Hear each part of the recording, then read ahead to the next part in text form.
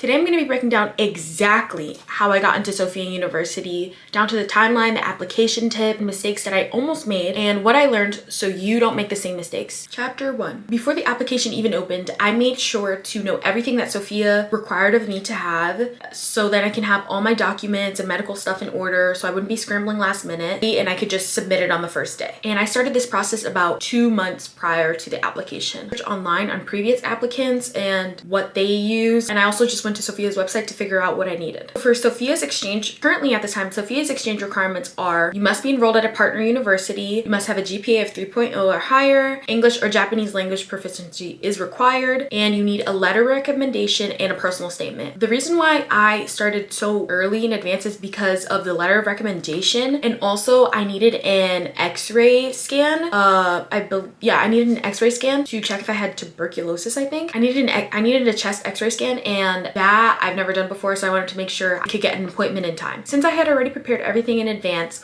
when the applications opened, I made sure to submit my documents as soon as possible. I think I submitted it. I think I finished gathering all the applications materials about the first week of application. So I submitted my applications the first week, and I also had to have like a mock schedule for a classes that I was interested in taking, but this would not be my permanent schedule, so it was not so serious, but I did make sure to have a good schedule in advance. So the documents I needed were a transcript, so I made sure my GPA met the requirements, and I highlighted why Sophia was the perfect school for my academic goals and my career goals after graduation. And I needed a letter of recommendation, so I made sure to send an email out to at least 2 professors just in case one didn't get back to me, and I made sure to tell them exactly why I wanted to go. So in my personal experience, I wanted to go to Sophia because I'm interested in getting a job in Japan after graduation, and I thought that it would be perfect for networking, so I included that in my email to my professors that I was for the letter of recommendation. And then I also included how it aligned with my thesis, my bachelor's thesis that I have to write. And then I also included that I wanted to learn Japanese and I was passionate about the language, so I made sure to include those 3 points in my email to my professors to ask for the letter of recommendation. For course selection, search available courses and look at the previous semesters. So I went in the fall semester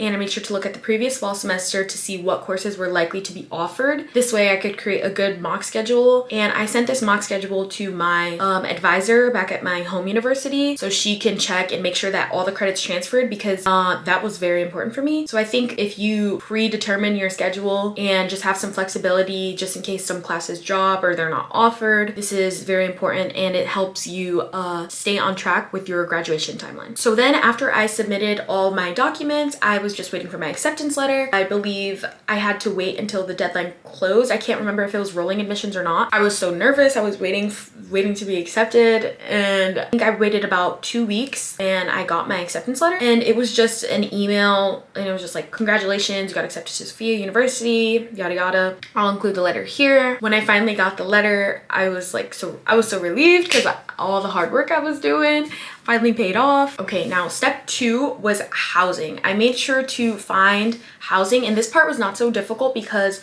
Sophia University listed, I think, like 10 housing options. They listed a lot of housing options with like varying budgets and varying commute times and stuff like this.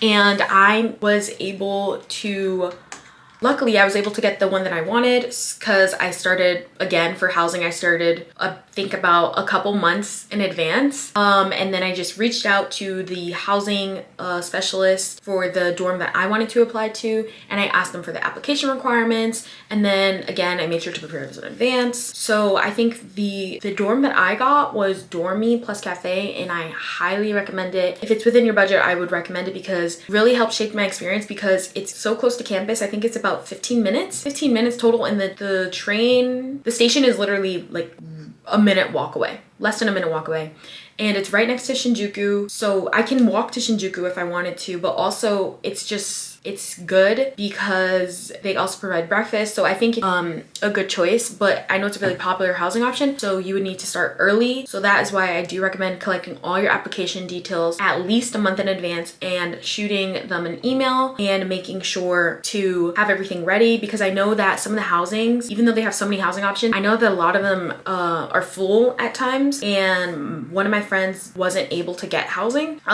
beforehand. So definitely make sure to do your research before and send an email so you have everything ready and prepared beforehand. 3 is the visa application process. This process actually also didn't take so long. I preferred to have applied for the visa process earlier than I did. I actually kind of applied later because I was waiting for my condition of acceptance letter. So I had to have waited, and I think I got it about maybe 2 weeks before I was about to leave, which was kind of nerve-wracking because if it got denied, then I would have been like stuck. But it's very important for the visa process to make sure you have everything. And I remember for my visa appointment, I was missing a copy of my passport, and I had to go print that out, and that was kind of a hassle because it was just one piece of paper, but still it's needed. So make sure to check your embassy for the specific requirements because each embassy is different.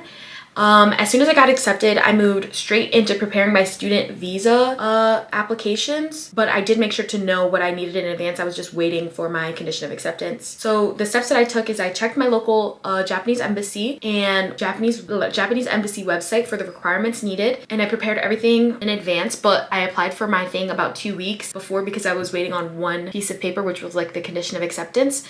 And so the documents I needed were the condition of acceptance, my passport, the original, plus I think it was 1 copy, and then 2 pieces of mail because it just showed proof of address, my driver's license.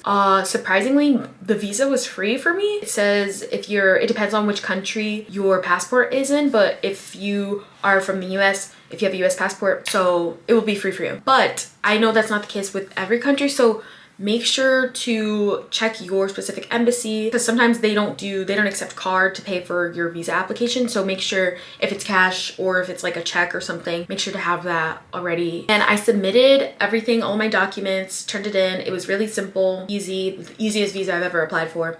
And then I waited literally a week and it was ready. So that was pretty much it. It actually wasn't that difficult to apply to Sophia University, if I'm gonna be honest. However, it was highly competitive for my school because there were so many students applying, and I know that Sophia is a very popular study abroad option, so it's probably very popular for your school as well. I know one of my friends, literally so many people applied that they were not accepting any more applicants, and next year no applicants can apply to study abroad at Sophia University because the overwhelming amount of people that studied abroad kind of it like capped the quota. So now that you know the basic overview of what to do, here's the homework chapter of the actionable steps that you're going to take. Start early, research everything that you need to do beforehand so you're not stressing last minute. You want to make sure you start at least a semester in advance, in my opinion, because what if you have finals or midterms or you need to study for this or just life happens? So I would recommend starting at least a semester in advance. And you want to just collect an Excel document or on your calendar or something. You want to put all of the essential deadlines. So when do the applications open, the timeline to collect all the document applications, be organized and have all the deadlines there so you know exactly what you need to do. Second actionable step would be to be organized, which kind of translates into this whole thing, into all the steps, but to submit your documents as early as possible and do not procrastinate. A lot of these deadlines are strict and they're not going to really accept anything beyond the deadline or like change anything. And a lot of people want to apply. So the people who are applying on time, they're obviously going to get accepted. They're going to have a higher chance of getting accepted than someone who didn't really bother to take the time to apply on time and be mindful of other people's times. Step you want to be taking is if the Japanese visa from your embassy requires a proof of funds, which mine didn't, but I know most visas do sometimes, you want to make sure to do the proof of funds first. And usually it will have like a deadline about how old the document can be. So I would do the proof of funds first. Like you don't need to have that exact amount of money in your account. You just need the paper saying you have that much money. So I would do proof of funds first before you start paying for everything, because then you just at least have that you had that money, you know. But it's still, of course, advisable to, you know, have enough money to go for your exchange. But moral of all of these steps is, don't assume that everything will work out the first time. Like, nothing ever really goes according to plan. That's why I recommend, or I'm like kind of anxious about starting as early as possible, because I know that everything will not go as planned. I mean, everything will always works out, but you know, just to save yourself the stress and the headache, it's just best if you do it in advance.